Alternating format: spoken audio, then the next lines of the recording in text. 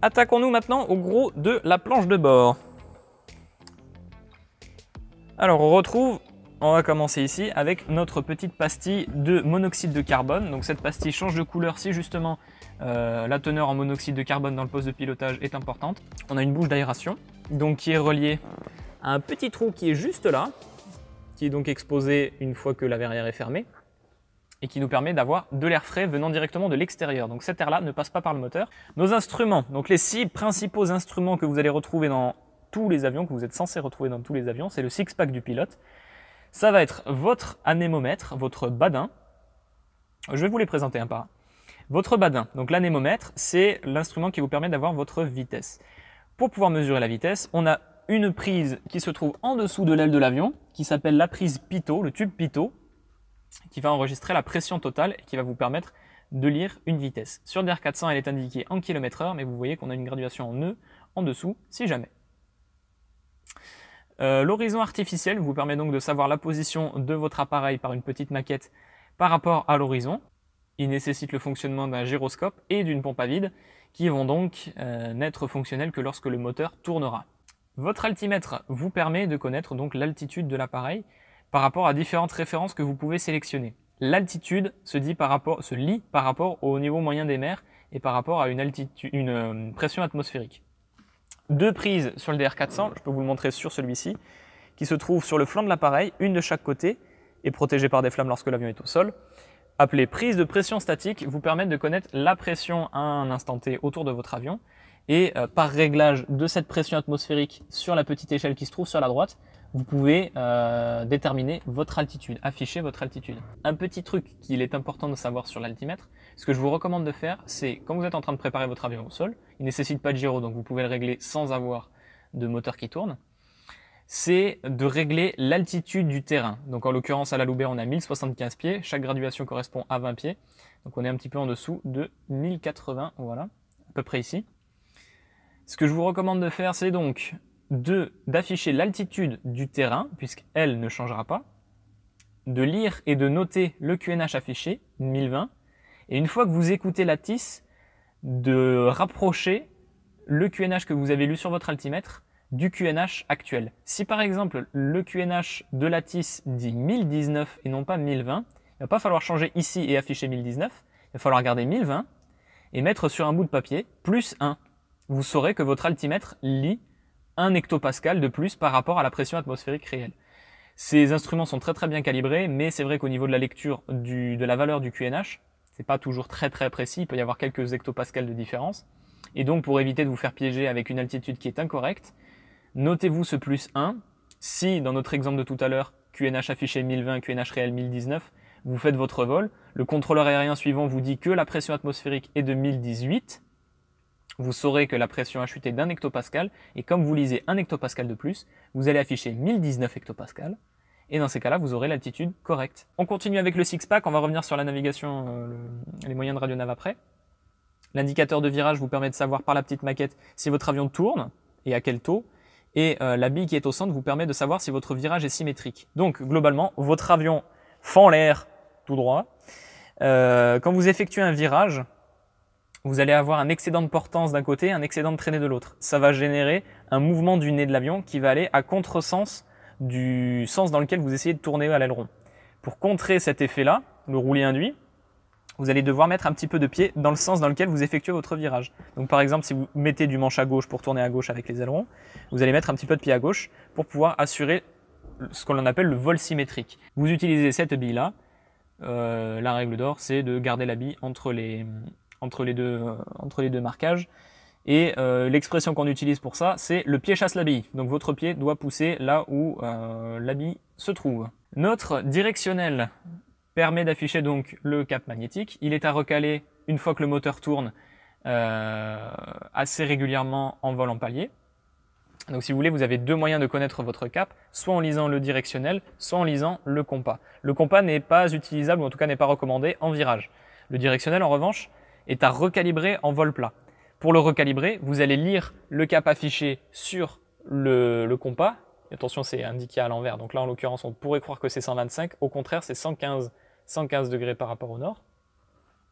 Donc vous afficheriez, bon là je vais faire même si le moteur ne tourne pas, je vais l'afficher quand même. Vous afficheriez le cap que vous pouvez lire au compas. Indicateur de taux de montée ou de descente qui vous permet de savoir si vous montez et si vous descendez et à combien de pieds par minute. On continue ici avec nos deux instruments de radionavigation, un VOR qui vous permet donc d'intercepter la radiale d'un VOR. Je ferai peut-être une vidéo sur la radionav, ce sera plus simple à comprendre. Et l'ADF qui va pointer en direction soit d'une balise NDB, soit, attention, ça peut être très dangereux, d'un cumulonimbus. L'indication de succion ou de dépression qui permet donc de savoir si la pompe à vide fonctionne et si elle donne une valeur de succion suffisante pour pouvoir utiliser nos instruments actionnés par cette pompe à vide. On retrouve une horloge. Voilà, c'est une horloge, rien de fou. La balise ELT qui vous permet de passer un message au Search and Rescue si jamais vous avez un problème. Donc en cas d'atterrissage très dur ou d'accident, elle s'active toute seule. Et si vous vous apprêtez par exemple à un atterrissage d'urgence, il est bon de la passer sur ON. Dans tous les autres cas, elle doit être armée. Si vous vous rendez compte que la balise ELT est sur ON, repassez-la sur armée et contactez un des responsables de votre aéroclub. Si vous n'arrivez pas à en contacter un, jetez un coup d'œil dans la pochette, dans le guide du pilote VFR, il doit y avoir une référence, un numéro de téléphone à contacter. Je ne l'ai plus en tête là, mais il y a un numéro de téléphone à contacter qui va vous permettre donc d'expliquer en fait le souci qu'il a pu y avoir avec la balise ELT. Ici on a un altimètre gradué en mètres supplémentaire, donc c'est pas quelque chose qu'on retrouve la plupart du temps sur les avions. Là, l'avion en est équipé. J'imagine qu'il voulait en faire un remorqueur à un moment ou à un autre pour les planeurs, mais ça ne s'est pas fait. On a un thermomètre qui nous permet donc de connaître la température extérieure. Bien sûr, je ne l'ai pas précisé, mais vous avez la manette des gaz disponible en double sur le tableau de bord. Donc plein tiré, c'est plein réduit, et plein en avant, c'est plein pot. On retrouve nos instruments de communication, radionavigation, dira-t-on. On commence avec la boîte de mélange, dont toutes les fonctionnalités ne sont pas disponibles sur cet avion. La plupart le sont. Je vais essayer de vous expliquer rapidement quelles fonctionnalités nous sont disponibles. L'allumage et l'extinction se fait par ce petit bouton-là. Vous entendrez un petit clic qui correspond à l'allumage ou l'extinction. Ce petit bouton vous permet de régler le volume, votre volume dans votre casque, et le gros bouton vous permet de régler le squelch. Ça va être globalement le niveau de bruit à partir duquel le micro va s'activer. Donc si vous devez absolument hurler ou rapprocher le micro de votre bouche pour pouvoir parler, essayez de bidouiller ça, ça devrait rendre le vol un petit peu plus agréable. On a les mêmes commandes disponibles pour le passager. Ensuite on a les boutons comme 1 et comme 2. Si je fais ceci, j'écoute et je parle maintenant sur la com 2. En revanche, ce que je peux faire, donc là c'est uniquement si j'écoute et que je parle sur la com 2, si j'affiche une fréquence en com 1, qui peut être différente de la com 2, que j'appuie sur ce bouton, je vais monitorer les deux fréquences en même temps. Le meilleur exemple que je puisse vous donner d'un moment où vous pourriez vous servir de cette fonctionnalité-là, c'est quand vous êtes en approche sur un terrain non contrôlé. On a la fonctionnalité de speaker ici, qui permet donc de retransmettre ce qui s'entend sur la com actuellement active dans le haut-parleur qui se trouve là. Le système de PA qui n'est pas actif ici. Pilote vous permet de vous isoler. Vous n'entendrez plus les autres occupants de l'avion dans l'intercom. Crew, ça permet d'isoler les deux places avant. On retrouve donc notre com 1 ici, notre nav 1 ici. Le transpondeur est disponible là. Donc vous rentrez votre code avec le mode du transpondeur ici. Vous avez ici la fréquence de l'ADF, donc la fréquence du NDB qui va être captée par l'ADF. Le NDB c'est la balise, l'ADF c'est l'instrument, donc c'est à la fois ça et ça. On termine donc avec la com 1, la com 2, qu'est-ce que je dis? On a une prise allume-cigare, qui j'imagine peut servir si jamais on a une tablette sur une longue navigation.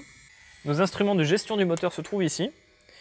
Donc on commence avec un compte tour, comme sur une voiture, qui va nous permettre de savoir quel est le régime produit par le moteur. Bien sûr, on n'a pas de vitesse sur un avion. Le régime maximum, la plupart du temps, étant dans les 2700 tours par minute. Là, en l'occurrence, on a une petite marque rouge, hop, je vais éviter de shooter dans ma caméra, à 2700 tours minute. 2500 tours minute est le régime de croisière normal, 2400 le régime de croisière éco, 2600 le régime de croisière rapide. L'oramètre ici, c'est exactement comme un compteur de kilomètres sur une voiture, va nous permettre de savoir le temps que l'avion a volé. Cet avion a ce moteur pardon, a 837 heures et cet avion en lui-même a 3610 heures. On retrouve une entrée d'air comme côté pilote, mais cette fois-ci côté passager. Ici nos instruments, donc on tape dans le dur là, bien les instruments moteurs, avec une pression d'essence, une température d'huile et un voltage de la batterie, enfin en l'occurrence une charge de la batterie. Ici on retrouve nos 3 réservoirs, donc le réservoir de 110 dont 10 impompables et de 2 x 40 dans chaque aile. Et enfin nos réglages d'éclairage. Ici en haut du tableau de bord, on a notre compas. Et les deux dernières fonctionnalités que l'on peut retrouver dans un cockpit de DR400, c'est bien sûr le verrouillage de la verrière, ici, et les anneaux de largage. Donc vous imaginez bien que la verrière, comme elle se ferme en glissant comme ça, si jamais on casse l'avion devant ou si jamais l'avion se retrouve sur le dos, ça peut être quand même assez difficile de sortir de l'avion si on peut pas faire glisser la verrière vers l'avant. Donc la méthode qu'on a, le moyen que l'on a de larguer la verrière, c'est par 2 anneaux de largage, un de chaque côté, que l'on doit vérifier donc avant de partir, et qui sont là pour pouvoir, en quelque sorte, éjecter la verrière des glissières dans lesquelles elle circule. Voilà, c'est globalement ce qu'il est à savoir sur le cockpit de Robin DR400. Je pense ne rien avoir oublié, j'espère. Dans les prochaines vidéos à venir, je vous proposerai une visite pré-vol de Robin DR400 et également de découvrir le cockpit du Socata TB9. À nouveau, j'espère que cette vidéo vous a plu. N'hésitez pas à liker, à vous abonner et à commenter. Et je vous dis à bientôt pour une nouvelle vidéo.